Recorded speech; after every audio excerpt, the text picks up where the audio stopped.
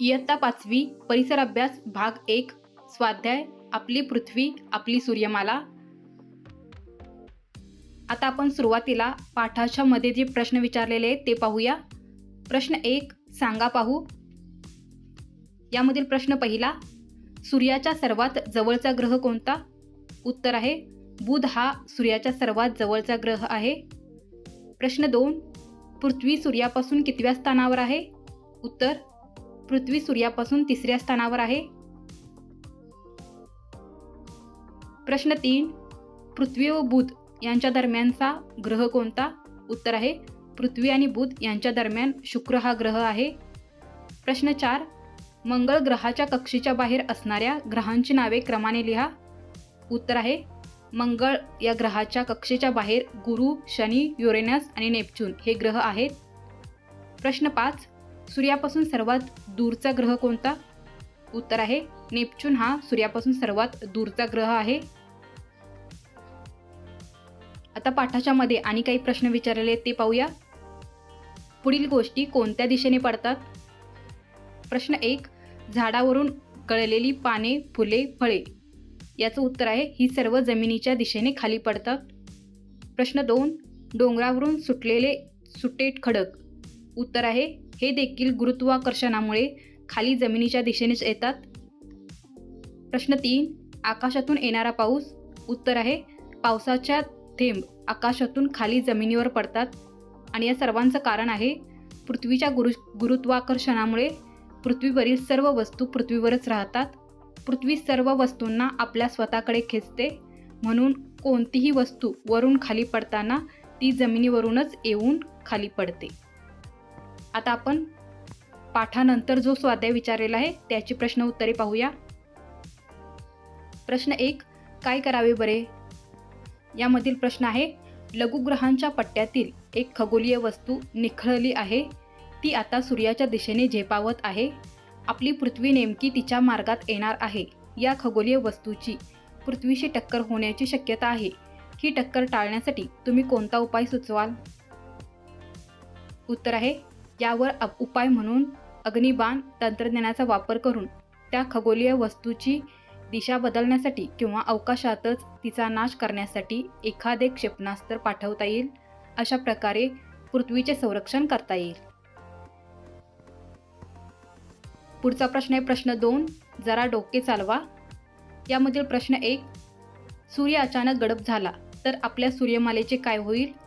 उत्तर आहे सूर्यमालेतील सर्व ग्रहांना सूर्यप्रकाशापासून किंवा सूर्यापासून प्रकाश आणि उष्णता मिळते। सूर्य नसेल तर सर्वत्र अंधार होईल, वनस्पतींना अन्न तयार करता येणार नाही आणि पृथ्वीवरील सजीव सृष्टी नष्ट होईल। तसेच सूर्याच्या गुरुत्वाकर्षणाशिवाय ग्रह आपापल्या कक्षेत राहणार नाहीत आणि ते विखुरले जातील।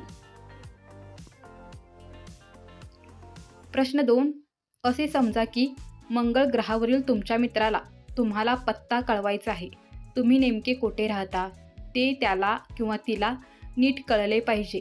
तुम्ही तुमचा पत्ता कसा लिहाल? तर याचं उत्तर बघा, माझा पत्ता या ठिकाणी तुमचे नाव आणि घर क्रमांक लिहायचा आहे, त्याच्यानंतर गाव आणि शहराचं नाव लिहायचं आहे, पुढे आहे राज्य, त्याच्यानंतर देश कोणता तर आपला भारत देश लिहायचा आहे, त्याच्यानंतर खंड येणार आहे आशिया आणि त्याच्यानंतर पृथ्वी, सूर्यमाला, आकाशगंगा। अशा प्रकारे तुमचा तुम्ही पत्ता लिहायचा आहे। प्रश्न 3 सूर्यमालेतील कोणत्या ग्रहांचा क्रम चुकला आहे ते ओळखून सूर्यापासून ग्रहांचा योग्य क्रम लावायचा आहे। याचं उत्तर बघा, सूर्यमालेतील ग्रहांचा सूर्यापासूनचा योग्य क्रम पुढील प्रमाणे आहे। पहिल्या नंबरला आहे बुध, त्याच्यानंतर आहे 2 नंबरला शुक्र, 3 नंबरला आहे पृथ्वी, 4 नंबरला आहे मंगळ ग्रह, 5 नंबरला आहे गुरु, 6 नंबरला आहे शनी, 7 नंबरला आहे युरेनस आणि 8 नंबरला आहे नेपच्यून। तर हा योग्य क्रम आहे। पुढचा प्रश्न पाहूया, मी कोण? यामधील प्रश्न अ पृथ्वीवरून तुम्ही मला पाहता, तुम्हाला दिसणाऱ्या माझ्या प्रकाशित भागात नियमितपणे बदल होतो। आता हे कोण असेल सांगा? उत्तर आहे चंद्र। प्रश्न आ मी स्वयंप्रकाशी आहे, माझ्यापासून निघणाऱ्या प्रकाशांमुळे ग्रहांना प्रकाश मिळतो। तर हा कोण आहे? उत्तर आहे सूर्य। सूर्य काय आहे? एक तारा आहे। प्रश्न ई मी स्वतःभोवती, ग्रहाभोवती आणि ताऱ्याभोवतीही फिरतो। तर हे कोण असेल? उत्तर आहे उपग्रह. उपग्रह म्हणजे उदाहरणार्थ चंद्र. चंद्र हा काय आहे? पृथ्वीचा उपग्रह आहे. प्रश्न ई, मी स्वतःभोवतीही फिरतो आणि ताऱ्याभोवतीही प्रदक्षिणा घालतो. तर हे कोण करतात? उत्तर आहे ग्रह. ग्रह काय करतात? स्वतःभोवती देखील फिरतात आणि ताऱ्याभोवती देखील फिरतात. प्रश्न उ, माझ्यासारखी सजीवसृष्टी इतर कोणत्याही ग्रहावर नाही. तर हे उत्तर असणार आहे पृथ्वी. प्रश्न उ, मी पृथ्वीपासून सर्वात जवळचा तारा आहे. तर पृथ्वीपासून जवळचा तारा कोणता आहे? तर तो आहे सूर्य. आता पुढचा प्रश्न आहे प्रश्न 5. यामधील प्रश्न अ, अवकाश प्रक्षेपणामध्ये रॉकेट का वापरतात? तर याचं उत्तर बघा. पृथ्वीच्या गुरुत्वाकर्षणाबाहेर जाण्यासाठी तिला गुरुत्वाकर्षणाच्या विरुद्ध खूप मोठ्या शक्तीची गरज असते. रॉकेटमध्ये प्रचंड प्रमाणात इंधन जाळले जाते, ज्यामुळे निर्माण होणाऱ्या ऊर्जेमुळे हजारो टन वजनाचे अवकाशयान पृथ्वीच्या गुरुत्वाकर्षणाबाहेर किंवा गुरुत्वाकर्षणावर मात करून अवकाशात पाठवता येते. आता आपला शेवटचा प्रश्न आहे प्रश्न आ, कृत्रिम उपग्रह कोणती माहिती देतात? तर याचं उत्तर आहे कृत्रिम उपग्रह खालील गोष्टींसाठी महत्त्वाची माहिती पुरवतात. यामधील पहिली गोष्ट आहे शेती आणि पर्यावरणाचे निरीक्षण करणे. दुसरे आहे हवामानाचा अंदाज वर्तवणे. 3 नकाशे तयार करणे.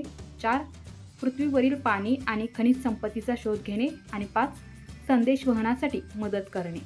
तर धन्यवाद विद्यार्थी मित्रांनो. अशा प्रकारे आज आपण इयत्ता 5वीच्या परिसर अभ्यास भाग 2 मधील आपली पृथ्वी आपली सूर्यमाला याचा स्वाध्याय पाहिलेला आहे. जर तुम्हाला असे स्वाध्याय पुढे पाहिजे असतील किंवा याचं पाठ विश्लेषण पाहायचं असेल तर या चॅनलला नक्की सबस्क्राईब करा.